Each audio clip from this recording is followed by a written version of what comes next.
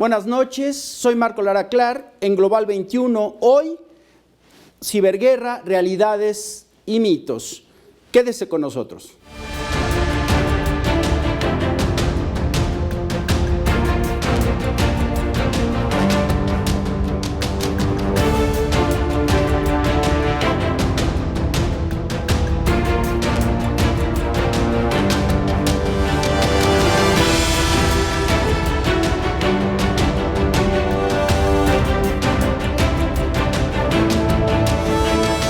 Hace justo 11 años, en 2007, Rusia perpetró el primer ataque digital masivo contra una nación, Estonia.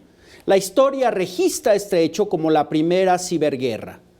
Es mucho más, sin embargo, lo que ignoramos de esta forma bélica cuyos efectos no sentimos sino cuando ya no hay remedio.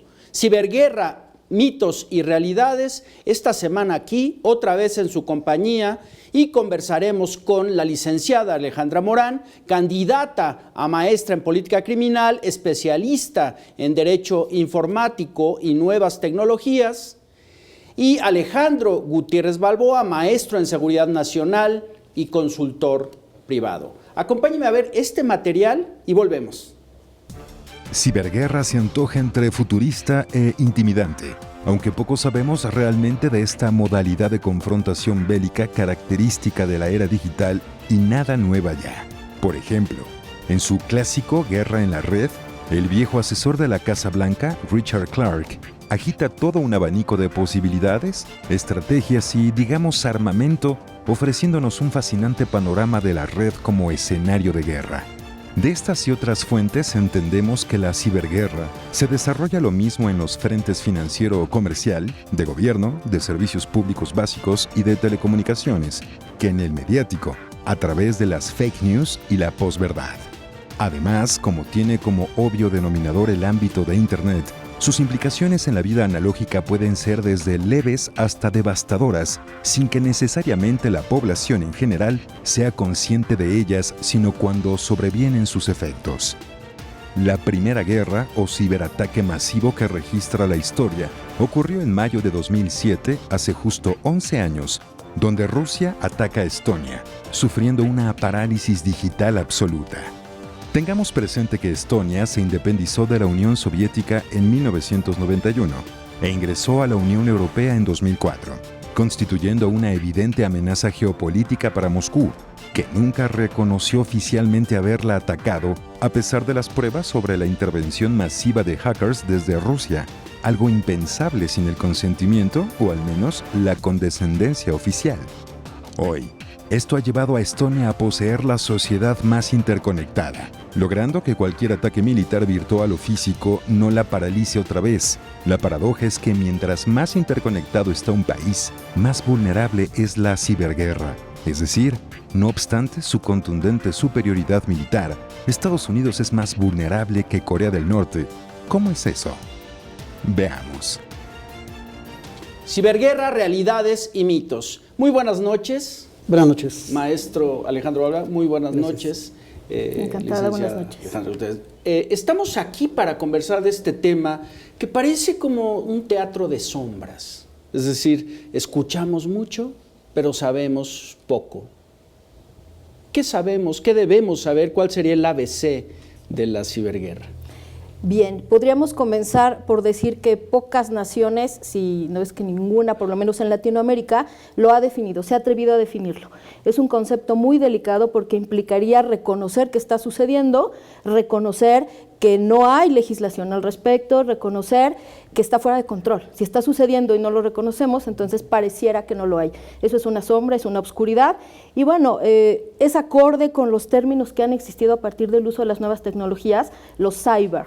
Los denominados cyber tiene que ver con el uso de redes informáticas, ¿no? Dice la Real Academia. Entonces eso nos da a entender claramente la relación que tiene con todas las tecnologías. Vamos, se puede hacer un ataque breve entre usuarios, simple, y esté tipificado o no, bueno, es un ataque.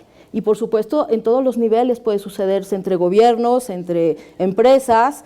Vamos, todo el mundo podría cometer un ciberataque de entrada. El derecho internacional público, maestro Gutiérrez, define guerra Los tratados internacionales, la Convención de Ginebra definen guerra. ¿Cómo podríamos entender la ciberguerra? ¿Cuáles son sus delimitaciones para que el público vaya comprendiendo exactamente de qué hablamos? Claro. Bueno, la guerra es tan vieja como el ser humano y lo que estamos viviendo es la adaptación a las tecnologías modernas de la guerra. La guerra también ha evolucionado. De hecho, a nivel internacional han surgido varias teorías al respecto. Se habla de la guerra irregular, se habla de la guerra híbrida. Hay un teórico ruso que ha hablado al respecto, hay 2 militares chinos que han publicado lo que ellos denominan guerra irrestricta. ¿A qué se refiere todo esto? A la utilización, nosotros entendemos una guerra, una confrontación de 2 ejércitos, esto ya no opera en el mundo, es raro ver este tipo de confrontaciones, entonces ahora... O sea, en 2 ejércitos nacionales. Así es. Porque hay ejércitos... O coaliciones Exacto. internacionales.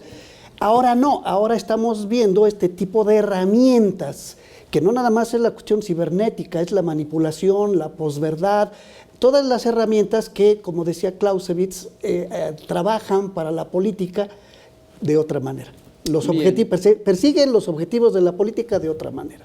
Está el libro, licenciada Morán, de Guerra en la Red, de Clark, que es un clásico ya, que es un veterano asesor de la Casa Blanca, y él habla de la ciberguerra como un fenómeno de frentes de guerra. Siempre, desde luego, con el espacio natural en Internet. ¿Cuáles son los frentes de guerra? ¿Cómo se manifiestan? Ya mencionó el maestro Gutiérrez uno, que es el mediático. Claro, a través de los medios informáticos no tienen límite, porque precisamente la posibilidad del anonimato, de la inmediatez, del impacto tan grande que puede tener el uso de la tecnología, prácticamente cualquier tecnología tiene un gran impacto, pues bueno, eso ya nos da frentes diferentes, por ejemplo, inconcebibles. Pues el simple uso del Internet, por supuesto, que puede llegar, no importa, a cualquier país en segundos. Entonces el impacto es mucho más que el que podría ocasionar una guerra en condiciones normales, comunes, como lo conocemos. Por eso se le conoce incluso como, desde el punto de vista del control social, como una guerra de baja intensidad, porque no se nota, porque su magnitud es muy impresionante y porque puede afectar a cualquiera. A ver, vamos a poner un ejemplo para que las personas comprendan, es decir, ¿cómo podemos comprender, por ejemplo, lo que pasó en la banca en México, que pareció haber sido un acto sencillamente de apropiación por alguna razón, tal vez de activismo o delincuencial abiertamente, de apropiación de dinero, y lo que puede significar un ataque? Es decir, por ejemplo, ¿qué pasó en Estonia con este famoso ataque masivo digital? El fin, independientemente del uso del medio, del país que se trate, el fin es el mismo. Los delitos de este tipo, independientemente, de que sean conductas no tipificadas o tipificadas, son de entrada dolosas, son de alta especialidad. Y esa es la intención, que el impacto sea hasta donde se pueda. Y a veces el impacto no es ni siquiera inmediato, transcurren horas, días, y todavía puede haber un impacto mucho más reconocido. Entonces, en ese entorno, ya no podríamos ni siquiera definir, porque no se reconocen cosas que el impacto ocasiona. Por ejemplo, en este caso, bueno, se reconoce hasta cierta medida la pérdida económica. Pero, por ejemplo, nadie ha hablado de la pérdida de información de los usuarios. ¿Qué pasó con todos esos usuarios? Guerra. Exacto. ¿Cuál es la diferencia de esto con guerra? Yo hablaría de 3 niveles de incursiones.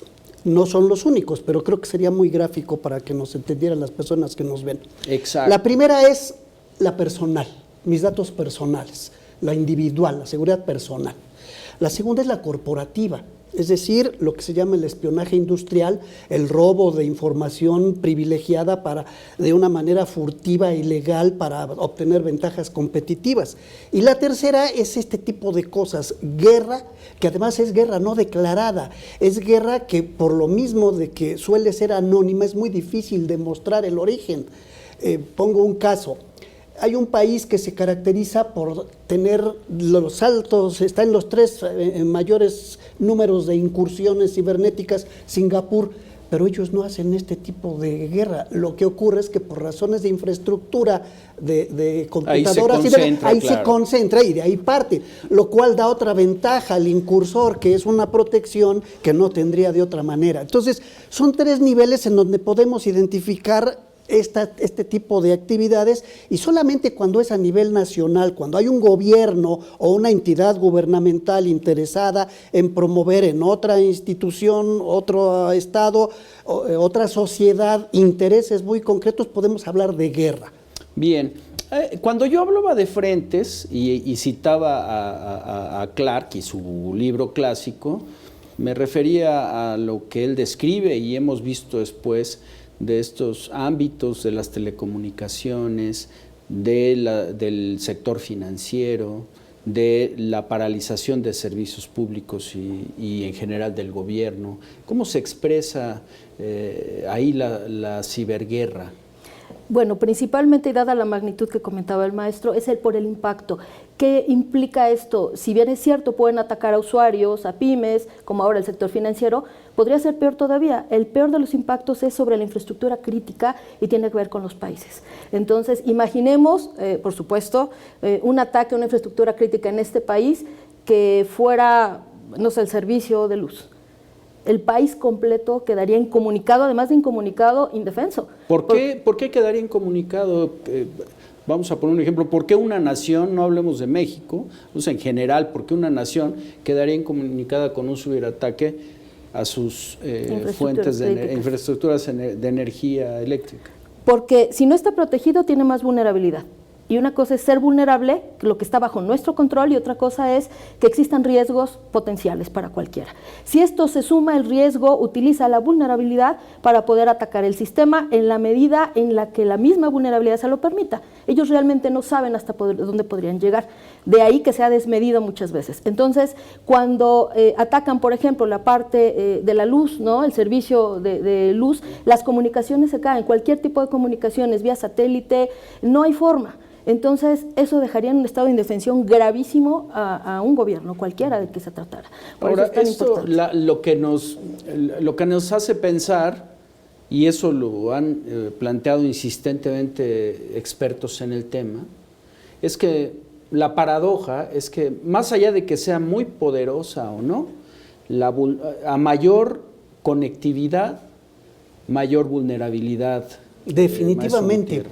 Los Estados Unidos han reconocido que China les ha sembrado durante años virus, troyanos, gusanos, que están dormidos. Esto es en la guerra de inteligencia, los que llaman los famosos agentes dormidos, que duran mucho tiempo viviendo normalmente hasta que se activan y pueden pasar hasta décadas.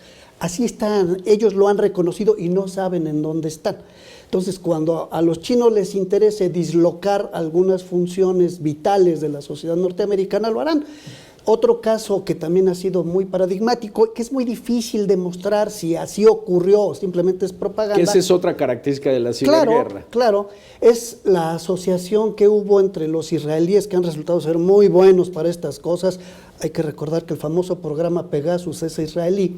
Se asociaron con los norteamericanos para sabotear el centrifugado de uranio que estaban haciendo los iraníes, y hablan de que lo lograron en un 60 o 70%. Son maneras, son guerras, que además son guerras silenciosas, que no hay forma de demostrar de dónde viene y que afectan directamente los intereses de un país. Sí, probablemente que son menos costosas, pero podrían ser más letales si en algunos casos afectaran, por ejemplo, algunos servicios infraestructura crítica del país. Llamadas críticos. Exacto. Vamos a una pausa, si nos permiten. Esto se pone súper interesante. Volvemos.